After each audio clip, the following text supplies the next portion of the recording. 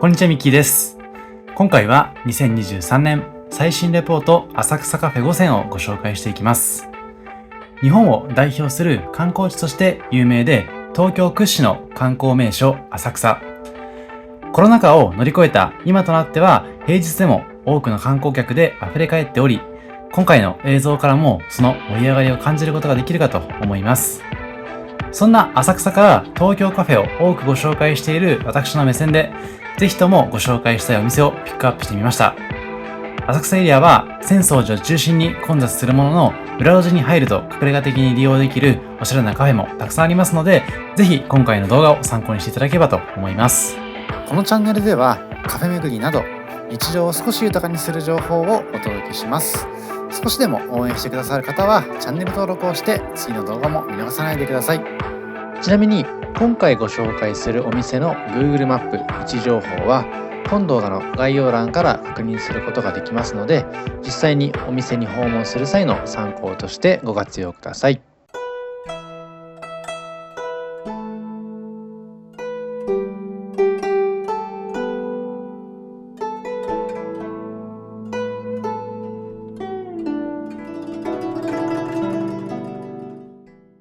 さて、今回浅草カフェ特集でございますので、浅草で外すことができない観光スポットでございます浅草寺のご紹介をまずはしていきます。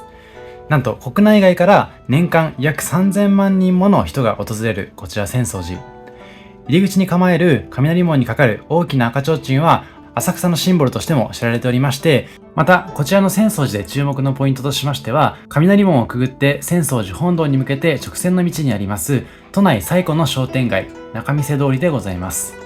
ここ仲見世通りは古き良き下町風情の残る浅草一の買い物天国として連日賑わっていまして、人形焼きやおせんべい、揚げまんじゅうなども売られていますので、その場で食べられるグルメが多いのも魅力の一つになっています。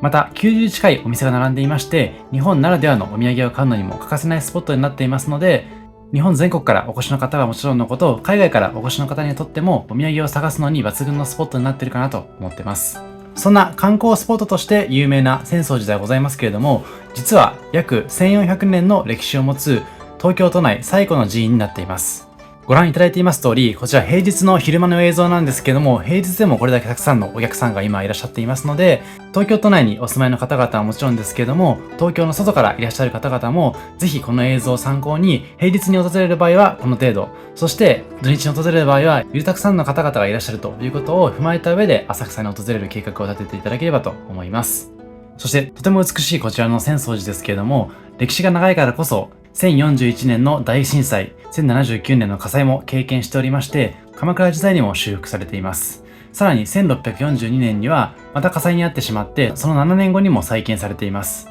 幸いにも1923年の関東大震災の被害は免れたんですけれども、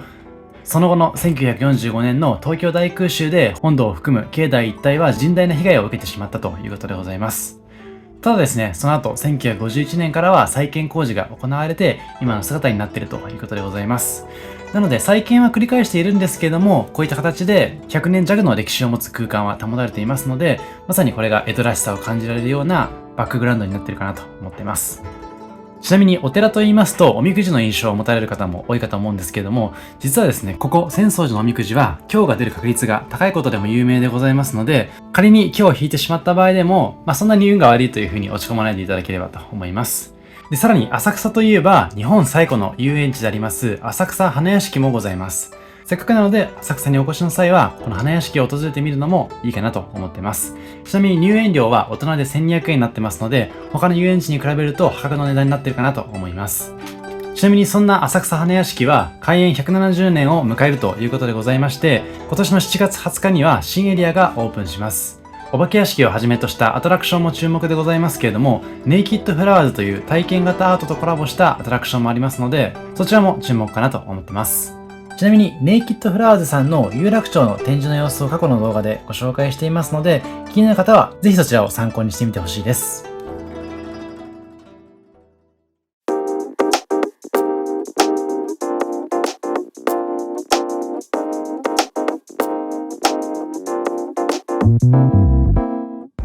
さて、ここからは浅草のカフェ紹介を行っていきます。まずはじめにご紹介しますのはスケロクダイナーというところです。九段下の人気ベーカリーファクトリーで有名な飲食グループエピエリの運営する浅草のおしゃれカフェになっています。ファクトリーさんは以前の動画でもご紹介していますので、よかったらそちらも確認していただければと思います。隅田公園の隣、スケロク夢通りの一角にあることから由来して付けられたスケロク、そして添えられたダイナーという言葉は、つまり食堂という意味でございます。そんな意味が込められた名前からも分かります通り、浅草の街の暮らしの中に息づく地域密着の食堂として愛されています。川沿いに立地している店舗を横目に東京スカイツリーも見えますので、テラス席を利用する際はフォトスポットとしてもおすすめでございます。もちろん店内入っていただきますと、こういった形でインテリアにもこだわったおしゃれ空間が広がっていますし、今1階の様子を映しているんですけども、1階の空間以外にも入り口付近にあるテラス席ですとか、2階に登りますとソファー席に加え開花を眺められるような空間になっていますので、いろいろなアングルからの魅力を感じることができます。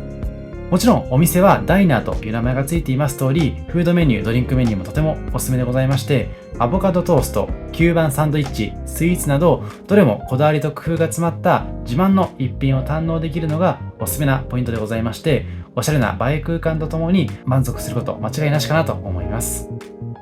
冒頭で申し上げました通り、浅草自体が観光スポットになっていますので、土日になりますとこちらもとても混むんですけれども、今回平日の朝にモーニングのタイミングで訪れていますので、比較的席にも余裕があったかなと感じています。ちなみに3階映してないんですけれども、3階にはパン工房が併設されておりまして、九段下のファクトリーさんさながらの天然酵母パンを出来たてで提供するための土壌が作られているところも伺うことができます。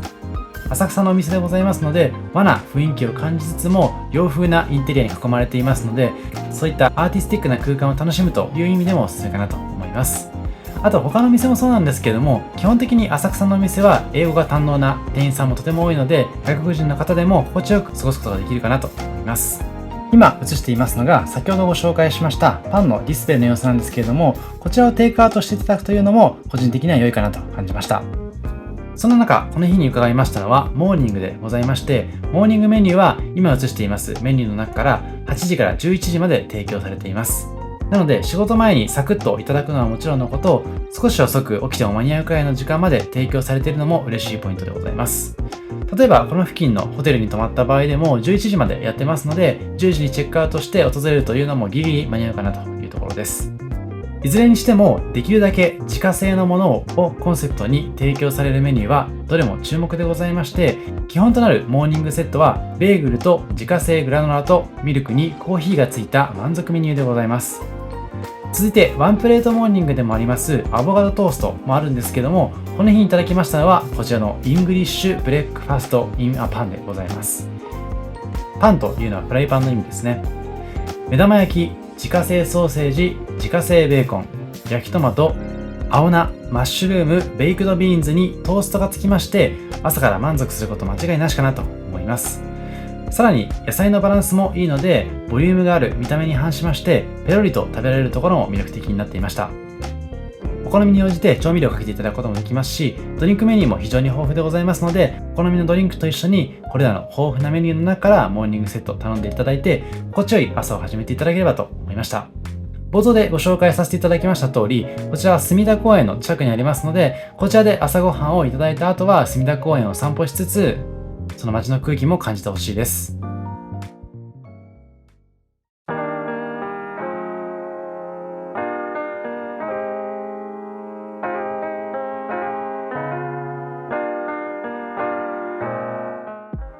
続いてご紹介しますのは、茶寮花ぞ昔のというところでございます。こちらは2022年11月にオープンしたばかりの炙りチーズケーキとほうじ茶のお店でございます。雷門柳小路に佇むお店で、雷門から仲見世に入り、一本左に曲がりますとたどり着くお店でございます。雷門柳小路自体が個性あふれるお店が多く、小規模で隠れ家的に利用できるお店も多いので、浅草エリアの中でも特に注目の通りだと言えます。昼間でも浅草寺付近、雷門から仲見世通りは混むというふうに冒頭で申し上げたんですけども、こちらはその付近にもあるにもかかわらず、比較的スムーズに入ることができましたので、それこそ穴場な空間なのかなと思います。ただ土日はおそらく混むかと思いますので、あくまで平日の情報として捉えてほしいです。早速メニューをご紹介しますと、特におすすめなのは今回注文しましたランチサービスでございます。甘味とドリンクを合わせたセットにフードメニューもついてくる満足感たっぷりのボリュームでございまして、甘味は元祖炙りチーズケーキと今月のケーキ、季節の甘味の3種類から選ぶことができます。今映しているメニューがまさにランチサービスですね。ドリンクはほうじ茶ラテ、ほうじ茶濃い味の3種類から選ぶことができまして、フードは肉まぶしご飯、しば漬けサンド、フレンチトーストの3種類から選択することができます。とは言ってもドリンクメニュー非常に豊富でございますし、アルコールメニューの提供もあります。さらにワインは厳選したこだわりのボトルがありますので、お酒好きな方、実はこちらに訪れていただくとそういった楽しみ方もできます。さて、今回ランチサービス頼みましたので、早速炙りチーズケーキをバーナーで炙っている様子を映しています。こんな形で炙りチーズケーキを頼みますと、目の前でチーズを炙ってくれますので、こういった見応えも抜群なのかなといった印象です。まさに大人気メニューでございまして、世界一美味しく炙って仕上げるをモットーに目の前で炙ってくれているということでございました。チーズケーキの下見ていただきますと、木の形をしているんですけども、こちらは本物の柿の木でございまして、柿の木を利用することで香りが引き立つというふうにおっしゃっていました。そんな極上の香りを感じながら味わうチーズケーキも絶品でございますので、ぜひともお試しいただきたいです。そして今映していますのが肉まぶしご飯と、あとはアイスのほうじ茶ラテでございます。肉まぶしご飯、こちらランチサービスでついてくるにもかかわらず非常にボリューミーでございますし、このほうじ茶ラテも結構大きいカップでいただくことができますので、満足感間違いないかなと思います。またこちらのほうじ茶ラテもテイクアウト用のカップでいただけますので、飲みきれなかった場合にはこちらテイクアウトの蓋をいただいた上で浅草の散策をしていただくのもおすすめかなと思いました。ちなみにランチサービスは11時から3時までの限定でございます。なのでその辺だけはご注意いただければと思いました。さらに肉まぶしご飯に関しましては普通に頼みますと1000円弱しますので、ランチサービスがとてもお得です。フードメニューの中でも一番人気な肉まぶしご飯は玉ねぎとバターをじっくり炒めて豚肉と合わせることで実現したメニュー。ほうじ茶で炊いたココアとの相性が抜群でございますので、とても満足感高くいただけます。他にもほうじ茶を頼んだ場合には最後にほうじ茶を肉まぶしご飯にかけて特製ほうじ茶醤油で味を整えてほうじ茶漬けにもできるということでございますので、ぜひそういった組み合わせも試してほしいです。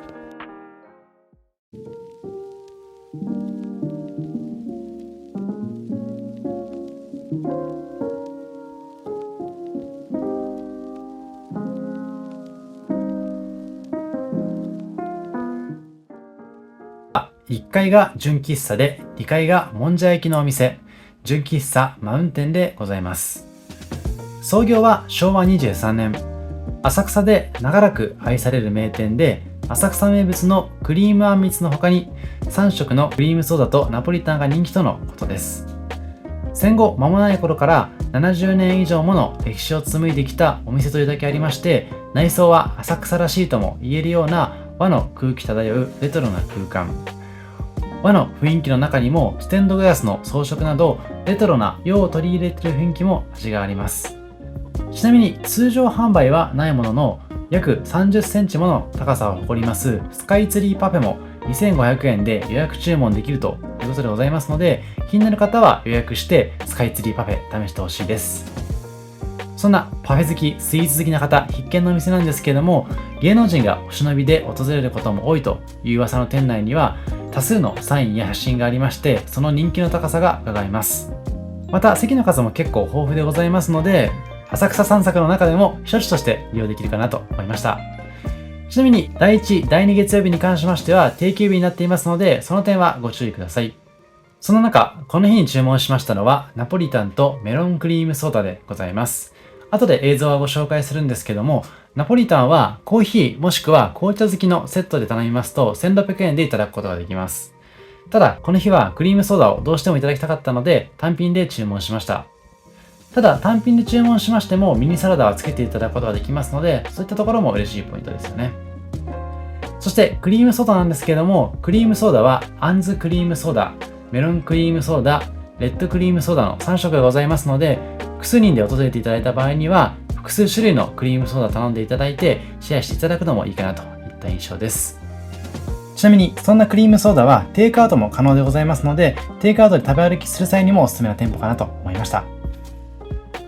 ささて、こちら今メニューを映してるんですけども、先ほど申し上げましたクリームソーダの他にもケーキセットもありますので、ケーキとコーヒーを休憩がてらいただくのもいいですし、他にもホットケーキ等もございます。あとはせっかく和な空間でございますので、クリームあんみつや白玉クリームぜんざいなども頼んでほしいですし、今回訪れたタイミングでは京都の宇治抹茶を使った抹茶系スイーツの提供もございました。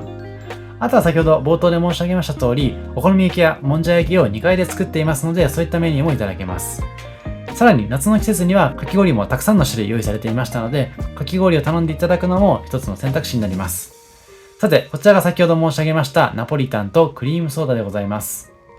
ナポリタンは盛り付け含めレトロ感を感じられるナポリタンでございまして、太麺、そして具材たっぷりの満足感の高い一品になっていました。ただとても食べやすかったのでペロリと平らげることができましたし、クリームソーダもとても美味しかったです。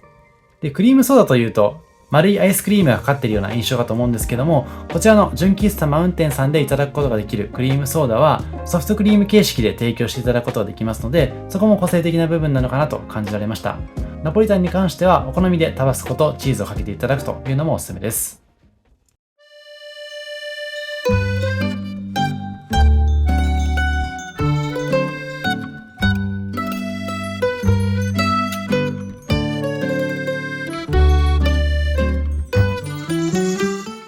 続いては食べログ喫茶店百名店2022にも選出される浅草で有名な喫茶店コーヒー天国でございます。特にホットケーキが有名で、天国の焼き印が入ったパンケーキはどこか懐かしさも感じるようなメニューです。喫茶店としての魅力はもちろん、可愛らしいオリジナルグッズも注目。天国訪問記念メイドの土産と銘打った遊び心あふれるコンセプトも素敵です。店内で提供される際のマグカップをはじめ、オリジナル T シャツやキャニスターなどの定番グッズはもちろん、紙工作で作るコーヒー天国さんのジオラマ、絵はがき、ホットケーキを再現した磁石や手ぬぐいなど、他ではなかなか売っていないようなグッズもありました。キャニスターに関しましては、たくさんの色がありまして、店内にもサンプルがディスプレイされていますので、ぜひお気に入りを探してほしいです。こちらが多種多様なキャニスターですね。そしてやはり注目はホットケーキ。試行錯誤を重ねた粉の配合がポイントとのことで、膨らみが悪くならないよう作り置きをしないで注文ごとに粉から生地を作っているということでございました。さらに焼き上げも熱伝導の良い銅板で行っていますので、焼きムラのない最高の一品を味わうことができます。一口食べればほっぺと煩悩が落ちる天国名物をお試しくださいということでございました。こちらがこの日いただきましたホットケーキセットでございまして、天国の焼き印が入ったパンケーキも注目ですけれども、お皿やコーヒーカップに関しましても天国とついていますので、そこもレトロでおしゃれな雰囲気ですよね。ホットケーキももちろん注目でございますけれども、セットでいただきましたコーヒーも注目でございます。ホットケーキに合うような味わいを目指して作られたこだわりの一杯でございまして、こちらも注文後から豆をひきまして丁寧に提供いただける、そんなメニューでございました。ちなみにホットケーキセットもソーセージがついたホットケーキ&ソーセージセットとか、アイスがついたホットケーキ&アイスセットもありましたので、胃袋に自信がある方はそちらを注文していただくのもおすすめです。ぜひ昔ながらの喫茶店らしさ、パンケーキとともに感じてほしいです。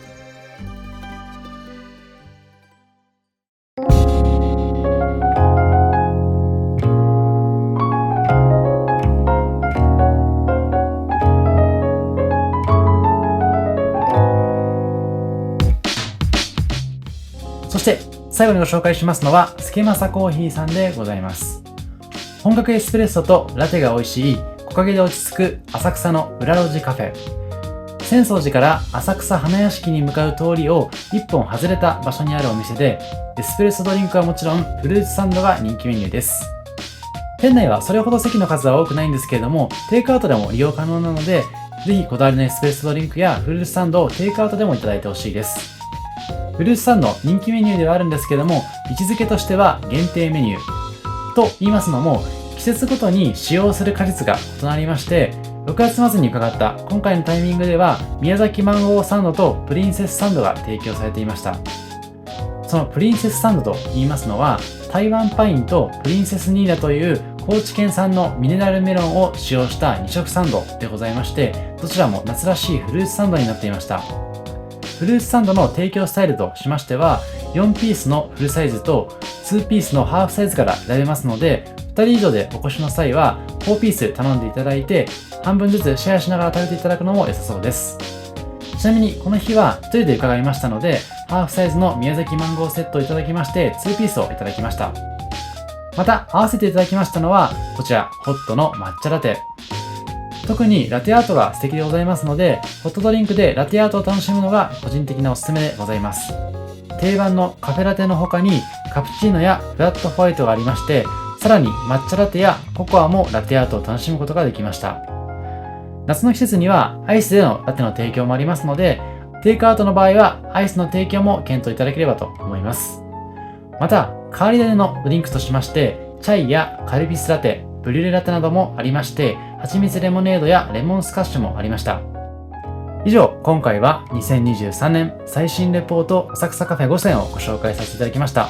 冒頭では浅草寺の様子を映したんですけれども、とても人がたくさんいますので、特に土日は混むかなと思います。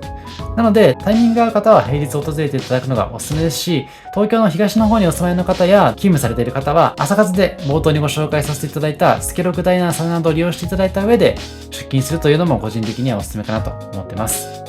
とはいえ、せっかくなので浅草散策もしたいと思いますし、今回カフェに絞ってご紹介してますけれども、浅草といえば食べ歩きとも言えるかなと思いますので、カフェで休憩しつつ食べ歩きもしつつ、素敵な写真も撮っていただいて、ぜひ思い出に収めてほしいなと思いました。以上、ミッキーでした。ありがとうございました。